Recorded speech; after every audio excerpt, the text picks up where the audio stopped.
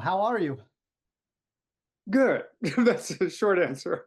I am good. I'm feeling, I live just over the hill from the ocean, so it's very warm unusually for here, but not burning up like the rest of America. So it's a beautiful day here, one of our few days of real summer.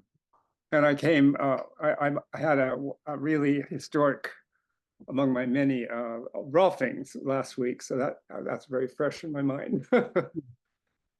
You're still getting treatments? I still am. That's good. Yeah, What else do you do besides rolfing? I do. I work with one of the founders of the new of the recovery of osteopathy, Elliot Blackman, and I work with a Chinese doctor, and I have a trainer. So tell me a little bit about osteopathy. I don't know much about that. You mentioned that last time we talked. Well, Ida was an osteopath. So one of the things that I discovered when I once wrote this, ferreted out her long history, is that for years she practiced as an osteopath. And it was a tradition that grew up in the United States in the Middle West before the Civil War. And the AMA outlawed them because they didn't want people touching. And so there was an underground for about 100 years of people scattered throughout the country that kept on the manipulative techniques of osteopathy. And that's what she did. She trained with a lot of people scattered around the country, including one out in San Diego. And then, she was discovered by Esalen, and they asked her to cobble up her own stuff. And so she did. And many of us, eventually when the Institute moved to Boulder, the guy that I now work with, came there in, probably 1973. And all the Rolfers went to him, including Ida, because he was quite brilliant. And the difference is he really does work with fluid circulation of the cerebrospinous fluid. So it's not like moving all the fascial planes. So Ida was the one who developed all the fascial work, and he still works he's sort of in between Chinese medicine and Ida's work. Yeah, because he works a lot with fluid energies, and you can feel the fluid circulation. So I worked since 73, and I worked with my golfer since 1973, Michael Salveson. So All right, that's interesting. And so do you still give lessons, rolfing lessons? no, No. I stopped long ago. I came to golfing as a philosopher. I'd finished my doctorate at Yale, and that was my kind of proclivity in my life, kind of the current that carried me forward. And for a long time, I did golfing, and then I realized, well, I needed to. Partly, I had a complaint about me and Peter Levine. She said, "These guys are too small," and and indeed, it was really hard on me physically. I don't know if you know Michael, but Michael and Jan are big hulks. So anyhow, what I really love is I love to read and think and discuss and all those things. And the Rolfing was so profound in getting me to connect that train with the body and with embodiment and fluids and fascia and all that. So yeah. I was wondering about you too. It's like all of your, well, not all, but many of your uh, people in that era developed their own kind of systems with somatics, Yeah. whether it's Hanna or Feldenkrais, all these sort of people. But you didn't do anything like that, did you? You didn't create No, like your no, in fact, I did just the opposite. I created, with the help of Michael Murphy, who kind of gave me Esalen, created a field theory. So all these people were fighting with each other like a bunch of crazy people. And it was really crazy, the competition. And what I noticed at one point was everybody got along fine in the dining room. So, um, so I, about for 10 years, I invited all these people, both people who were doing hands-on body work and also movement work, and leading cutting-edge scientists in psychoneuroendocrinology and immunology and philosophers and artists and a whole bunch of different kinds of people, and said, what's going on here about embodiment? What do we all share here?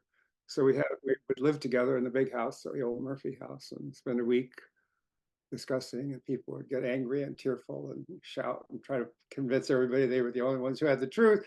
And you couldn't very well do that with mature teachers. You couldn't get away with the stuff that you get by with 20-year-olds.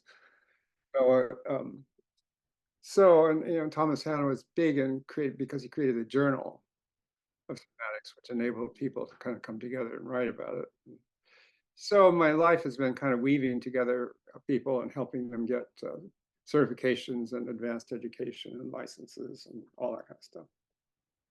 Yeah. And at the same time, I'm super respectful of craft. I think that one of the things that I love about the way that Michael and Jan have taken the Institute is craft, the emphasis on the craft and the skill and the careful knowledge of structures, and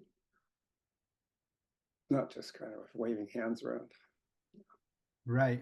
Could you talk a little more about that? What do you mean by like, is there just specific practitioners or is there a field or two that stick out in your mind? Or is it more that Well, I'll just comment on my fresh session with Michael. So I had a horrible birth. I really, it wasn't until 20 or 21 or so that I could even function in my body. I was a cesarean. It was a really bad birth.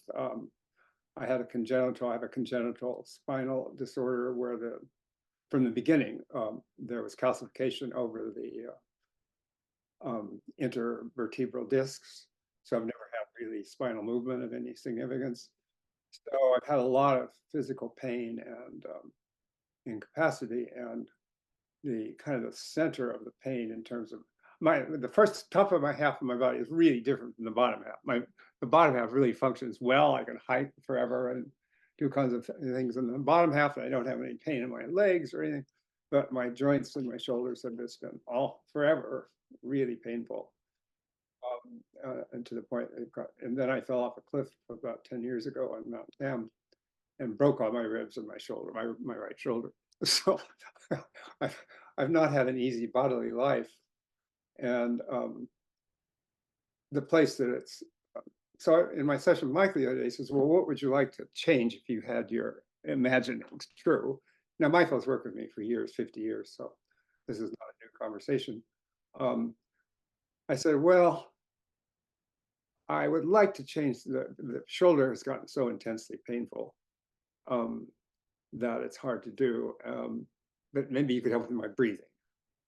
So he proceeded to go to my shoulder. And it was so, when he started out, it was so painful. I didn't think I could take another inch or half inch of his work.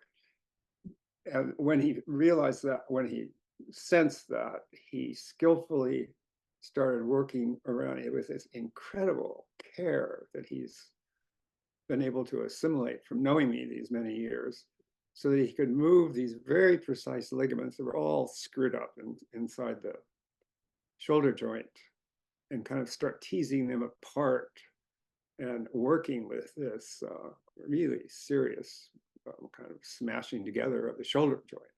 And I could just feel the precision of his work. It was so precise. And it's really different from just a therapist who's working kind of generally with loosening the shoulder. Super different. And it takes a long time to get that. I mean, I had several sessions with Ida. They were unrecognizable in comparison with other Rolfers. She would sit there like she was knitting a sweater. And it wouldn't be painful. It would be amazing. And things would just, boom, they would change. So that's what I mean by craft. You really know where the ligaments are, and you know where the bursa is, and you know where how the acromion process is related to these attachments and so forth. Yeah, and I mean, that cuts right to the heart of what we mean by embodiment or somatics, right? Somebody who's really Yeah, studied the technique yeah, somatically. yeah, right, That right. just takes time. Yeah, right. So let me follow up on that. So, okay, so you, especially you go to a session like this, what are you able to do with it on your own when you leave? Well, that's why I work with a trainer. I work with myself for about a couple hours every day, about an hour of stretching and doing all kinds of quiet things centered, and then about an hour of aerobic stuff every day, one form or another. So that's what I do. Um, and I think the thing that's lacking, and we've said this forever in Rolfing, is that um, there wasn't a follow-up to Rolfing. And Rolf movement is not it. It's not skillful to me in my mind. So I've looked for exercise people over the years, and I found one who's really great. She's been trained in um, gyrotonic and Pilates and a whole bunch of other stuff. And particularly, she works with a guy here in Mill Valley who's was smashed in a car accident, can't move. Um, so she's just very skillful in helping me integrate various changes that come through the work of these other people into my daily life. That also has to do with craft. It's like, yeah, it's not a matter of. So you mentioned Yuasa. I mean, I think that Yuasa looms in the background of me now, where I think about once you realize the body is changeable and the body is like a garden, not like a machine or robot. Well, I have to go down and garden every day. I do a big garden here. Cultivation is you don't just throw in the seeds and then leave it. so so I think the So many things I can say. The gardening is interesting. So I garden as well. I think that's a nice metaphor for body work or for mental work. But then I have neighbors who just throw pesticides on and oh then go to the box store and put on non-native plants. It's like almost like, my neighbors like that too. Yes, all right. Yeah. yeah, it's like at war with and domination over versus cultivation with, like That's almost, why I love Yuasa's work. It's like yeah. he really made me realize the alternative to the mechanical model is an actual cultivation model. It's really ancient. Yeah. Yeah. Um, and so so you had this explosion of somatics, different somatic work in the 60s and 70s. Have we made sense of it yet? Like you said, you're looking for you have these different bits that you go to. Do you see something like a dynamic? How does all this fit together? I guess like it sounds like that's what you're what you've done, I guess, or what you're working on. Well, it's a interesting question. So my wife was a Rolfer with Ed Mopin. I don't know if you knew Ed. Um, he was one of the first. Um, and then she became a Jungian analyst, and she's a training analyst in San Francisco Institute. And she has a book coming out in a couple months called "Bringing the Body into Depth Psychotherapy." Uh, so I think the tasks. I think what people don't realize who don't think about it is embodiment is not an easy task. The world is not pleasant. There are storms, there are earthquakes, there are fires, there are droughts, there's starvation, there's the whole thing. So it's no surprise that people are not feeling united with the earth nor their bodies, because it's taken a long time to get some kind of purchase on how do you live a healthy life in a healthy world. It's really a hard process. So I feel that there's just a lot of work to be done everywhere you turn, like you just mentioned your neighbors. Um, there's just a lot of work to be done. Once you get that, there's just an amazing, I don't know if you see the New York Times, but yesterday there was a amazing chapter from a book coming out on microbes deep in the earth, like 2 miles down, that are making the earth become all kinds of tectonic plates, all of the whole structures of the earth. So this illusion that there's a globe here and we're on the surface of it and we've got to keep ourselves healthy. Well, it's this loss of unity, which is not surprising. We shouldn't be surprised at it. It just takes time. So I think, I'm trying to answer your question, that there's just a lot of work to be done. It's like a lot of work to be done everywhere you look. And I think that what Rolfing does in my life is, I think it's literally hard to see. I think our sensorium is so blocked with all these adhesions and stresses and wounds and stuff. It's hard to wake up. And Rolfing provides kind of a foundation for that. But then what? So it's like, there's just it seems to me that we need all of these various avenues, people working in them, to recover our sense of what it's like to deal with heat, extreme heat and thirst and pain. A lot of work to be done. I was reading your article about institutions in schools and how that sets us off on the disembodied journey at an early age. And I can't help, this has come up so many times in my own experience because I was a teacher for a while in middle school and young kids, grade school. And then so many guests who you wouldn't think would bring it up as a problem in their own life or something they see. And I thought that article was wonderful. And you can't help but think that's the problem still. Like, this sets us off in a disembodied state, which it's much easier to cause harm and go to war because the empathy is not as easy when we're disembodied. Yeah, right. Yeah, and it's partly why I love this new program that we started 3 years ago, the doctoral program, because the people coming into it, they're not accepted unless they have at least a year in some discernible body practice. And they've all had a lot of life experience. I'd say the average age is probably 45 years old, something like that. So they have a lot of experience, and they've had at least a year of some kind of one or another serious body practice. So it's really kind of thrilling to work with people who have kind of some basic ABCs of embodiment to then carry that forward in a more effective way in their various professions, some of whom are teachers and some of whom are therapists. Because part of the problem, I think, with Rolfing in particular, but the somatic field in general, is there's this kind of sloppy way of saying, oh, the body's all there is, let's not talk.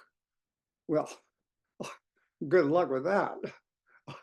It's just going to leave you on the sidelines where everybody else is talking and you're just not saying what all these great discoveries you've made and questions you have. And so you're on you're sitting by the sidelines and the world's moving along talking and saying a lot of bullshit. So it seems to be really important to, and for me, that was the biggest impact on me of Rolfing. I wouldn't say the biggest, but it was certainly a major impact how it changed my thinking. So I did my dissertation at Yale on the role of the body in social change. And, there were a number of people who were arguing that all this human potential stuff in psychology is all narcissism. And there are other people who I was paying attention to who were saying, unless you handle embodiment, you just get this cycle of the old revolutionaries become the new fascists and just keep cycling for hundreds of years, that cycle. And to break the cycle, there needs to be a settling down into our bodies on the earth. And you see hints of that in, I think, the institutions that are just remarkable are the medical institutions who are working with emergency medicine. They're diverse, they're smart, they're all focused on service, mending limbs, sewing up gashes in the body. And they're amazing, these medical facilities. And that's what we have to do, is work with that kind of consciousness that we've suffered, all of us have suffered a lot, and let's help each other get off these religious wars. So I don't know if I really understood in until the last year or two that Ida, so we start out with the body work was like a foundational practice to some sort of higher moving into some sort of consciousness. Like one of the guests was talking about a center line she talked about a lot, and like aligning with this kind of center space in the body. well, that's the whole split in the Institute between, Hmm. I think it was a lot of bullshit. Oh, okay. I mean, I was raised, I was in the Jesuits for 10 years, and I spent a lot of time with Buddhists and Zen practitioners and know a lot about the history of spirituality. And I think it's true that Zen is probably the closest, I think the Zen teaching is the closest to Ida's, because of their influence on sitting and posture and all that. And but she was kind of she's kind of like she probably would vote for Trump today if she were alive. She was very uneducated and except in her biology, and of course she was people took a lot of advantage of her. I mean, she was dipped in a hot tub for rebirthing and almost drowned. And I mean, she was trying all these things, which was great that she would do that at 80 years old. But she was not a spiritual teacher in that sense. I never considered her a spiritual teacher. She was, I think that's a mistake.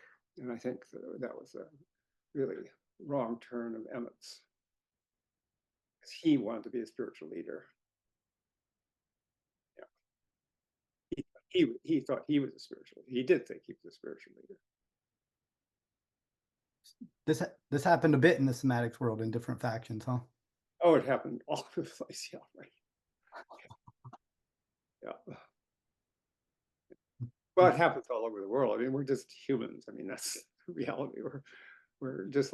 I've been very strangely comforted by all of the huge advances in astrophysics, Mhm. the James Webb and all of that. Because if you look at the origins of the universe, they're really difficult. I mean, it's a mess. It's not this beautiful order to planets around suns and all that. It's a mess. It's there's galaxies and there's black holes and there's asteroids and it's just crashing all over the place. And you get tiny bits of order over a billion years. You get a few little things coming together. It takes a really long time to get any sense of order. So yeah. So you were at, so okay, this is, so the Zen thing popped up a few times. So you were a Jesuit, and you said when I talked to you last time, and I never got back to it. So I've had it in my pocket to ask you now for 2 years. You said it wasn't until you got into the introduced to Zen Buddhism that you finally learned how to sit. Yeah, yeah, that was a really important moment. Because the weird thing about the Jesuits in my training, one of my oldest and constant friends is Jerry Brown. We were in the Jesuits together, and he still quite he took it much more seriously than I did. So we have these talks a lot about the past. And we had all of the content that you find in Hindu teachings and Buddhist teachings and Taoist teachings in terms of meditation. There were no techniques that we did not talk. And one of them was sitting and breathing. So that was one of the recipe, one of the menus. So we had various things we would try out over the years. We'd have long retreats. We'd have 30-day retreats to total silence. When I went to, all in short order, I took LSD on a retreat. I went to Esalen, and I had my first sexual experiences. There was a Zendo above our theology school on the mountains of Los Gatos, Santa Cruz Mountains.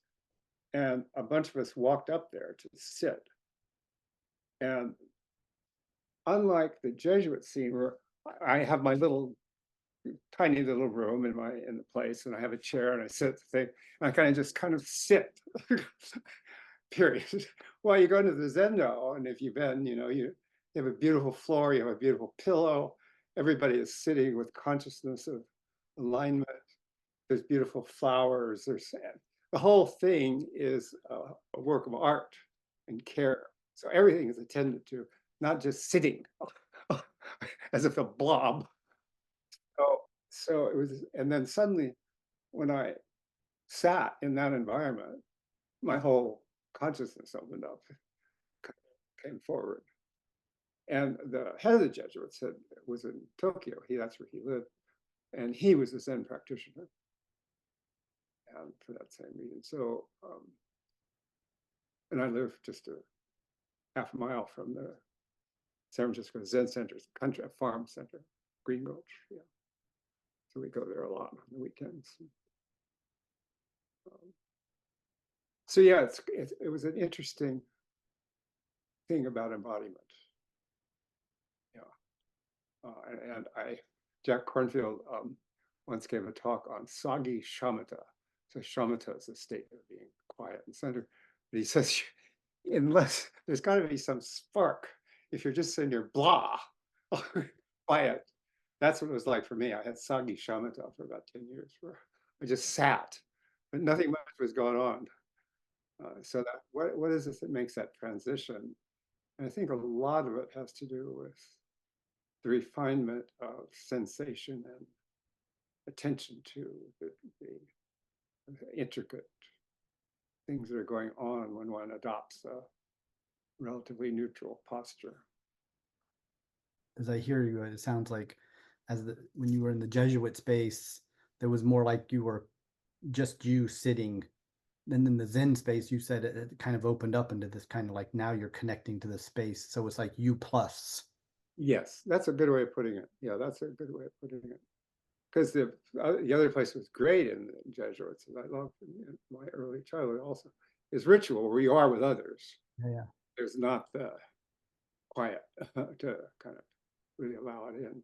But that was now that you say it the way you did, which is interesting, meditation was too divided from ritual in a sense. It wasn't like a ritual. It was like a sitting there, wet shamatha. Yeah. And I wonder if I would assume that because you had the wet shamatha experience, then that sudden juxtaposition, maybe you were more primed even to grasp it. Like, Oh, yeah, that's definitely true. Yeah, that's very true. Yeah. I think something maybe I see that maybe people don't have the patience or the practices are still new here. That there does seem to be kind of levels to the practice where you sort of maybe have to go through different things. So everybody comes to this one practice, well, it's not going to have the same effect depending on where you've been previously. I felt that both with, now that you say that, with both with LSD and with Zazen, that I felt I was well prepared for the Yeah. onslaught of psychedelics. I took it on a retreat with other Jesuits. Yeah, that's a good space for it. Some, because you hear some people, oh, I took something and they're sitting around playing video games on the Yeah, weekend. right. I was horrified. Tim Leary, I just said Tim Leary was like one of my drunk cousins. Whereas Ramdas was really taking pretty seriously the Oh yeah, yeah. meditation dimensions. Yeah. And I think that's a hard thing I think for people with the mechanical view to get with these practices. Like you said, there's a craft, there's a readiness, and it's really driven by the individuals. Like, Yeah. this tool in anybody's hands is not the same tool, which obviously like we know that from like trumpet, saxophone, guitarists, of course, but we kind of miss it. We think, oh, I come to this practice, it should have this effect. I can't believe I actually did Rolfing with a little training and using my hands or studying anatomy. I just feel so crazy that I did that. We were so, can you imagine? They were really interesting people in our Rolf training in those early days. But they didn't know shit about the body. I mean, about neurology, physiology, any of that stuff. I mean, thank God I stayed out of jail. I mean, it's like, you know, one of my friends, you know, Rolf, somebody who had a heart condition, and the guy died on the table. And he was deep shit. I mean, he was arrested and everything. It's like, I wonder that these days too. I would see that with, I mean, not maybe to that same degree, but like with yoga teachers and stuff, people just teaching this stuff that don't really have much of a background. They get a yeah, training education yeah, after a year. It's like, what? right, right, right. I think that's why it's fallen into fitness only. Yeah.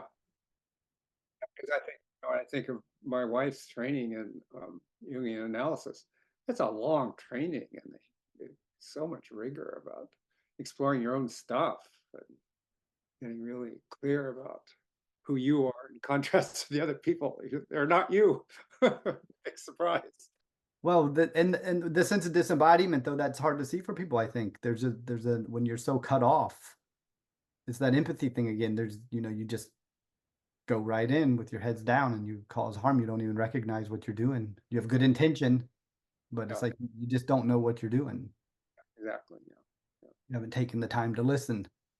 I noticed this phrase that occurs to me a lot now since my 90th birthday. And I keep saying to myself, oh, thank God I've lived long enough to learn that. It feels like I actually have learned a lot of things, but it's taken me really a long time. Things about, you know, getting along with people, Yeah. basic ABCs of human life. Yeah. Does take a long time. Oh, it's brutal too. I was thinking this the other day because we're not nomadic, we're stuck in these homes. So you get a neighbor that's Oh not. God, yeah, right, right, right, right, I mean, what? That's some heavy daily lifting. right. That is really heavy daily lifting. Yeah. Um, so you brought up Tom earlier, so if you don't mind if I can touch on Tom again. It's hard to find, I still can't find many people who knew him or trained with him, obviously. So um Hannah. yeah, with Thomas Hanna. Yeah. Last time we were talking and you said this also stuck with me. This and the sitting thing, I was like, I gotta have Tom back on. I gotta ask him those two questions. You said that Tom had a bone to pick.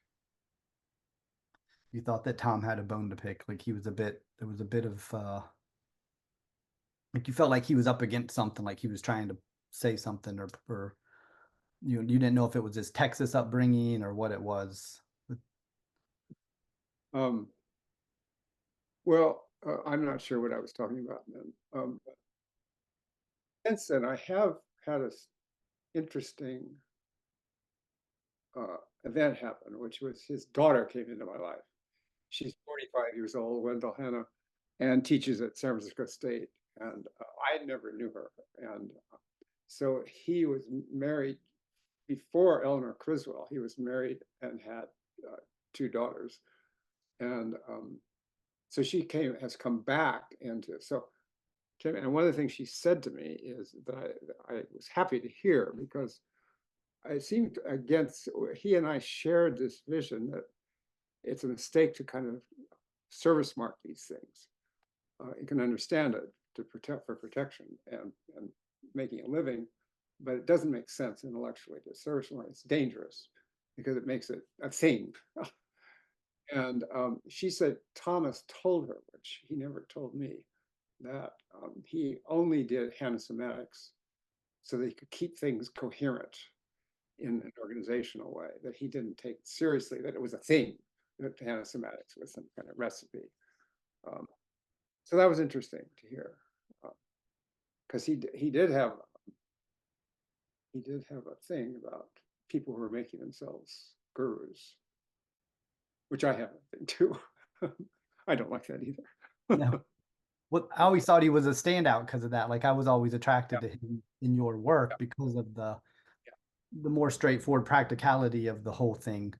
yeah, yeah, And you didn't hold himself up and you didn't hold yourself up in this one way. It was like more presenting the information.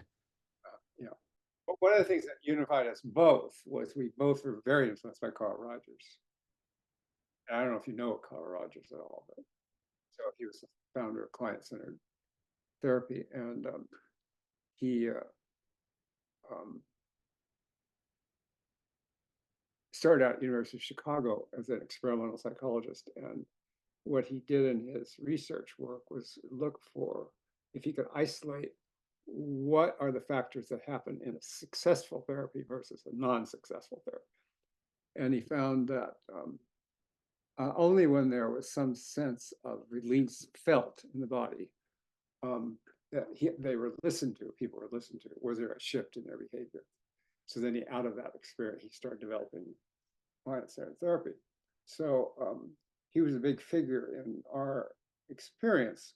So I was in a project, Carl Rogers got a Ford Foundation grant in Los Angeles in the 60s to look at, to research the schools of the Immaculate Heart Sisters who had all the way from kindergarten to Immaculate Heart College. And it was a great, so we experimented with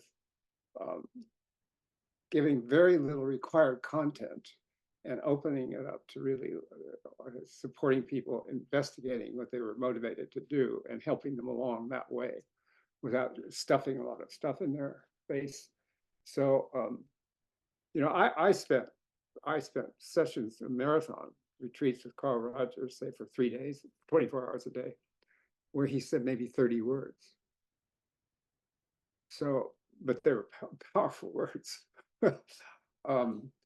And then, so Tom and I both were beginners in that atmosphere, which was really powerful.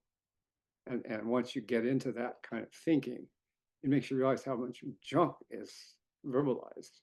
Doesn't mean words are all bad. That's the bad move with that. It's been saying we don't need so many. It's not we don't need any. It's that we don't need so many. And so at his first Somatics Congress, he had Carl as one of the speakers, along with Charlotte Selver and Lowen and all those people. Yeah. You mean at Esalen, not his training? No, he had a big conference in the first Somatics conference was in Montreal, I think, or somewhere in Canada. And lasted for a few days. It had about 5 or 6 people. I can't remember all of them. It was Charlotte Selver was, I know one, and Carl. I forget who, and Lowen. Feldenkrais. When we see the Hanna somatic technique now, you're saying this is not really what Tom was doing. It's hard to put it into words exactly. Like you can't repackage this. Yeah, right. Yeah, it seems like everybody had the different take on him too. Everybody I talked to. Well, he's a complicated character, unlike the rest of us. But he is because he was a kind of patriarch through and through. You know, kind of one of those Southern preachers. You know, but he was great. I mean, he loved to cook and to have a good time. He was a human being. You know? So you said, you know, we have all these different methods. Do you still practice all of them? Like, do you practice Feldenkrais or Somat or Hanna or? What do you do on your own? Well, that's an ideal question for me. It makes me. This is where I say I'm so glad I've lived long enough. So what I feel has happened, it's just sort of happened naturally. A long time ago, I realized to survive, I really needed to do daily work. And over the years, I've sought out different, I've worked with the Joe Pilates' first partner in doing Pilates work.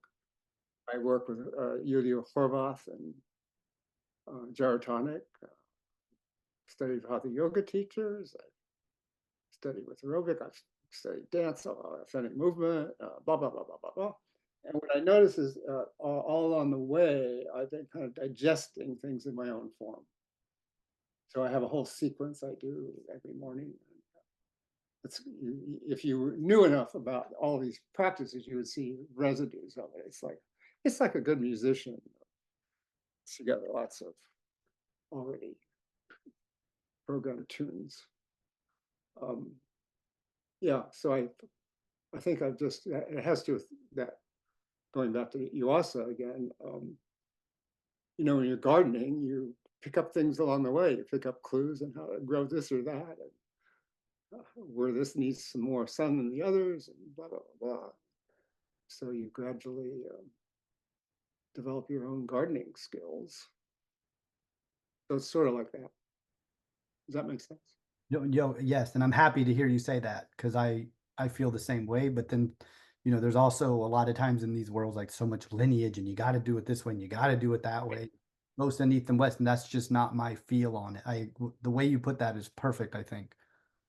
In fact, I think it's almost the opposite. It's like until you can work. I learned a lot of this way of talking from Emily Conrad, who was a really dear close friend till she died, and she talked about innovation rather than to recreation or imitating innovation, so that as you go here, I can right now as I stop myself, I can move here with his shoulder dropping instead of tensing, and this way, or I could let that moment pass and just keep tensing. So developing that sensitivity to subtle moves. Yeah. And gradually letting that radiate, that awareness helps learn new pathways. Because the amazing thing is the body is so revelatory of so many millions of messages. So it's not just one. Yeah, that's what I was asking you at the beginning with Rolfing. So, like after you have a Rolfing session, then you're able to be in your body, feel new things, and move in new ways as a result of that session and new pathways, as you just put it. Yeah. I think maybe that's a good norm is if I don't experience shifts, well, why do it? Like I think a lot of people are just doing to do. They're out on their riding their bike with their iPhone or music going on. They're not really paying attention. And that's okay. It's better than just sitting at home watching the TV with a beer in your hand, but it's not the full story. To me, that seems like when there's the embodiment's off the table. Yeah. It's the mechanical model. Yeah, this where I live is very instructive because Mount Tamalpais, it's the capital of mountain biking. This trails are covered with mountain bikers and hikers. So there's just a lot of fit people out here. And it's just so interesting because I've come here all my life. I grew up not far from here. And it's really changed. I mean, before there weren't people exercising, there weren't people riding their bikes up here. They were, kind of not doing anything with their bodies. And then they started running, and then they started biking. And one of the inventors of the first mountain bikes was my neighbor. And so it's been interesting to watch it. And the thing that's lacking, we haven't yet gotten to see, well, how do we handle the United States? How do we handle the election? How do we handle global warming? It hasn't evolved into that piece of things yet. People are very fit now, and their hearts are much better condition. They're eating better food. But as Charlotte Several used to say, are you more neighborly? As you bring up the problem of neighbors. Right. So as a somatic practitioner too, it's like we get this frustration in us. Sometimes like you can get a frustration or anger. So you're doing this work and then you see other people and you're like, come on, come on, come on. Why is I was thinking this the other day. I was just talking to my wife about this. I was saying, we're not rewarded for being quiet neighbors, for not imposing on our neighbors. It's the neighbors with loudness and the stuff. We're constantly feeling that. They don't feel us. Right. But they're the ones who have to get the noise, because then you have to say something to them or complain or try to talk. They're never coming to you and saying, hey, could you make a little more noise or thank you for being quiet. That's never there, right? There's a microcosm of what the world's facing. Yeah. Big time. So you feel this kind of stuckness, how you move it through, especially if you know it's going to be there again tomorrow, because that neighbor, like we said, isn't going anywhere. Or that problem, the global, whatever it is, there's a kind of stuckness on many fronts these days. Another really powerful teacher of mine has been Eugene Genlin. He comes to mind now because he was great. Gene was great. I knew him after, late in his life, after he'd been hit by a car on West 91st Street in New York. And he was 92 years old, so he had a hard time getting around. He was so kind, but his teachings about language are really profound because what focusing is about is slowing down and not rushing into language and waiting for words to come. So doing his work involves a lot of stopping the rush to talk and waiting for something that really wants to come out. So I say this because there have been a lot of situations in my life, like you described, where I just want to shout and say bad things and have. And now I learned how to wait more. And suddenly something will come that joins and carries forward the situation rather than creates more trouble. Yeah. Very good at creating a lot of trouble. So that's another, for me, another value of the Rolf thing and all these other things is I didn't have that subtlety of paying attention that I was able to get as my tissues got more alive. So you think that's directly related to it? That's a body position thing. It was like the way your body can Yeah, resolve energies. yeah, I think that this kind of rush to talk, which for me is just rooted in my neurophysiology. I just want to talk all the time. It's not easy to do mentally, to have a lot mentally. Mhm. There are all kinds of techniques of behavioral therapy, but that are helpful, but not really getting familiar with this tendency to move when I don't need to. It's like not so easy. Yeah. Well, I didn't know you 20, 30 years ago. You seem like you've come to some sort of mastery with that. You don't seem like you overspeak these days. I hope not, but it's kind of a curse. I mean, it is your profession, though. Yeah. Well, well, that's what I learned from Carl. It doesn't have to be. Yeah. Blabbing doesn't have to be teaching. I think you can be, though, embodied and speak. Yeah. You can come from a place of presence and still continue to speak. It doesn't even have to be deliberately slowed down. There's a way to be in the talk. Yeah, And that's right. Yeah. Yeah. For me, it has not to do with speed. For other people, it has to do with speeding up a little bit. right. Yeah. Right. Yeah, you can slow down so much and you just get lost in thoughts, and that also takes you out. Right. Yeah. It's not one of those things that can become a dogma or tool, one or the other. Mm-hmm. Yeah, Uh, helpful. yeah, the forced mindfulness or the forced. Yeah, force mindfulness. Right. Yeah, I was in Thailand and they had us in. There was a Western section and then there was the monastic section. Oh, And really?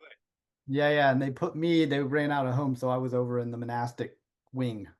Uh, And I would venture over into the other side to go to the dinner and stuff. And the Westerners they just looked so forcing the thing where when I was with the monks, they were just like walking la la la, like they weren't really talking or anything, but they yeah. just much more casual.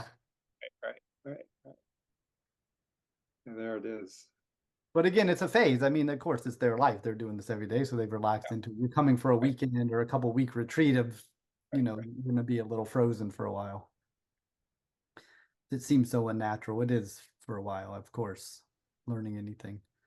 Um, you were talking about you also and you last time you said well, two things, that he went to China every year and he practiced martial arts. I'd be interested to know what he was practicing. And then that he said something really interesting to you, that you really got his technique and you really understood his work. Yes. Right.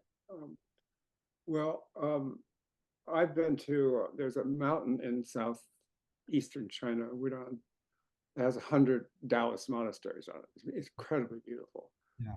But there are 100 Taoist monasteries on it. And so I've been there and I've stayed and I've watched these.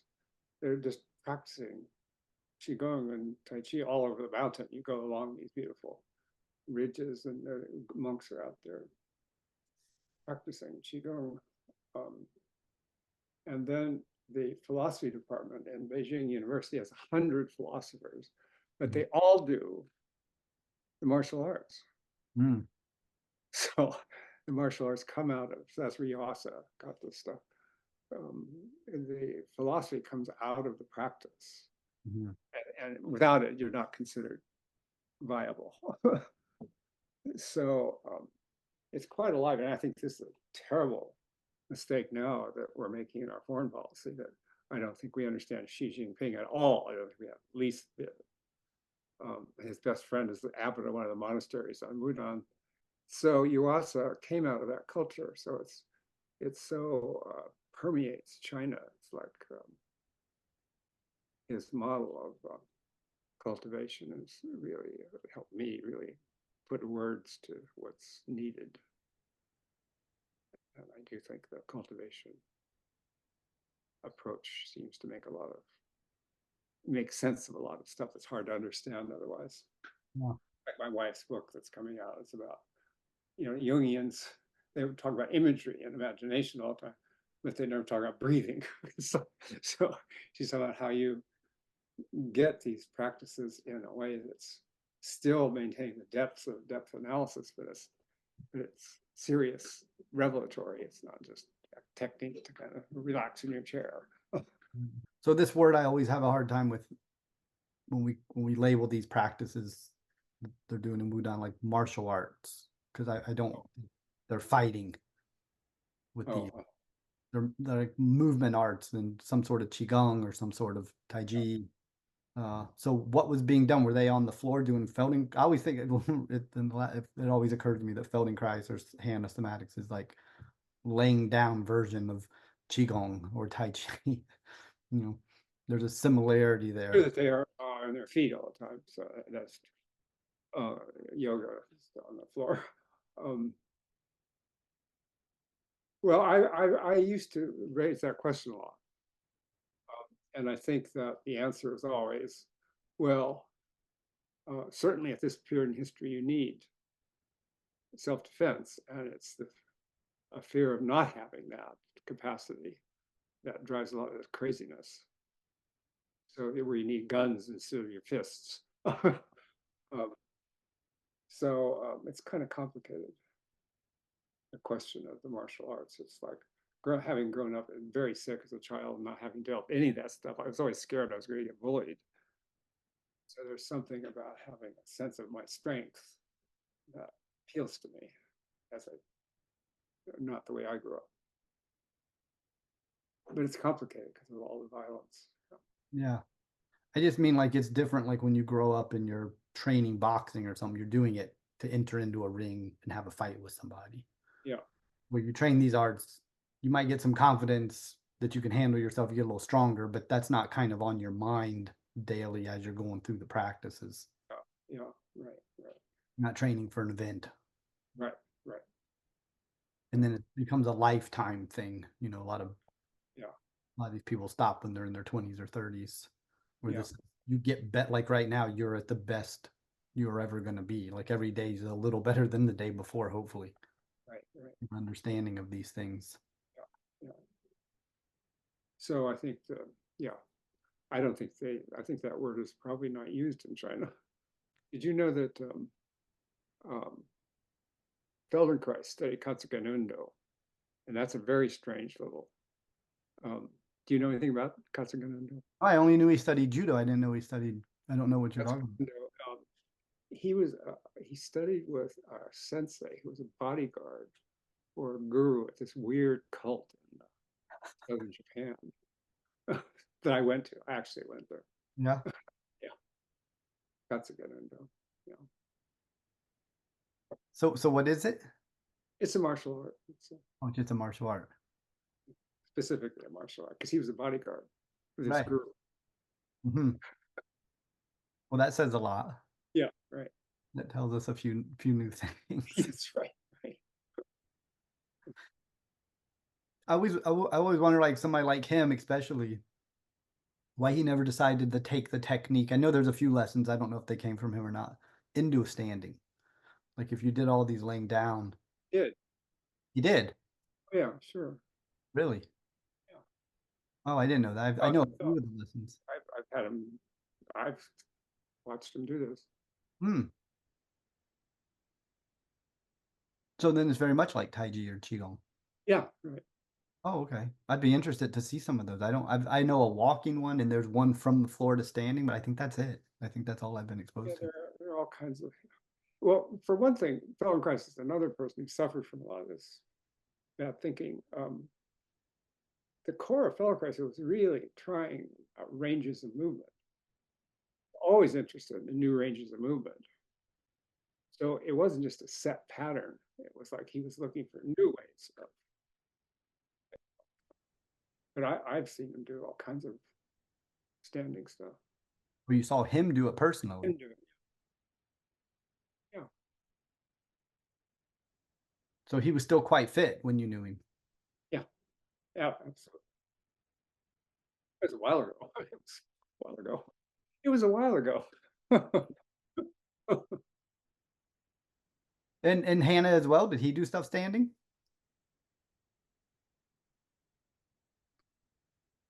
He must have, because he took a lot from Charlotte Silver. And I had not a lot of contact with him in those last couple of years when he actually did Somatics. Then he was teaching Feldenkrais. But yeah, I don't know for sure. But I think he must have, because with Alana Rubenfeld and Charlotte, they did all kinds of standing and moving. And then so with you also saying that you understood his technique. What did he mean by that? Not his technique, his philosophy, His philosophy, I'm sorry. cultivation. That I took him to mean that I took seriously this core of his teaching in that book, The Body, that dualism is not a problem just of the West, that Asia also recognizes that we are born into a dualistic consciousness. The difference is that in all of these Asian practices, the aim is to heal that split. Whereas in the West, it's considered to be a division in reality, mind and body. So that way of putting it really was very helpful to me to illuminate a lot of confusion. And I think that people have trouble understanding that if they're not familiar with practice as a something other than just being fit. And it's not just an intellectual pursuit. It's a physical. It's as much a force.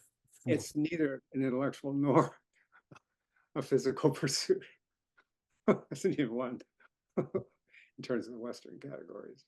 A, do you think people care in the West or globally right now? And are we making progress if they are? Is there a way forward here?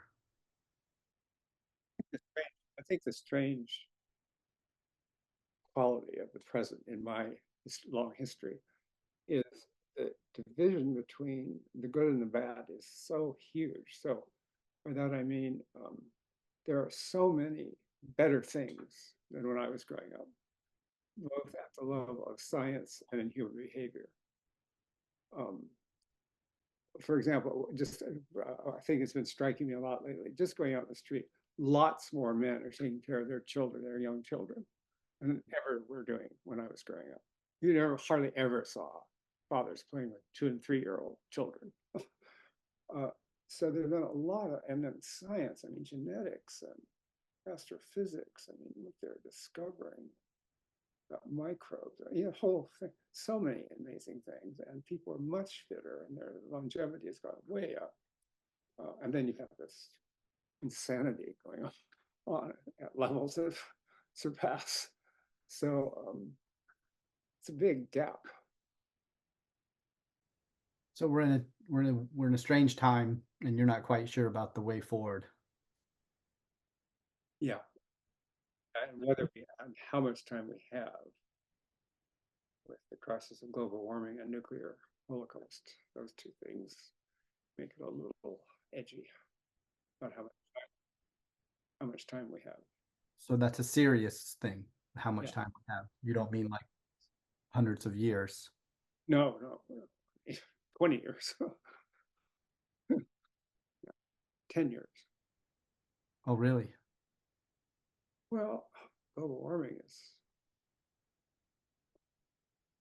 we've been very lucky about the nuclear fasts where people have not used them. But that's my novice view of your question. Thank you for your time, Don. I really appreciated this. Oh, the fun talking to you, stimulating talking to you. It's always wonderful talking to you. And you look great. You're truly, I want to follow in your footsteps if the world maintains.